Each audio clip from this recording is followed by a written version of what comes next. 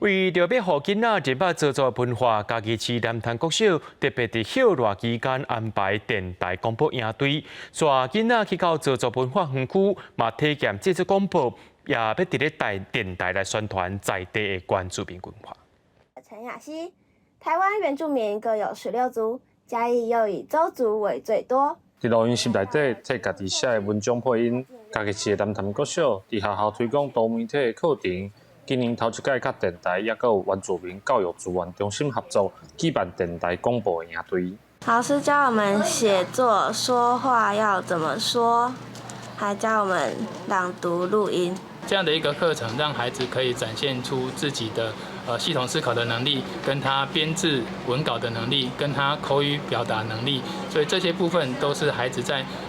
这样的课程里面可以去做一些培养。30个学生第3天的课程内底，配合的电台邀请相关专业人员，学讲话、发音、甲写文章的技巧，为着要互囡仔更较了解祖族，嘛佫安排去对落部落体验原住民文化。很开心。为什么很开心？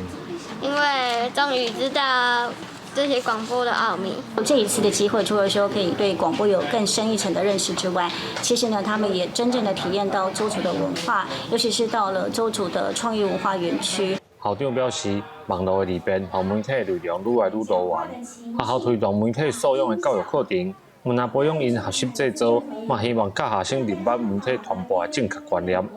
记者林慧婷，嘉义报道。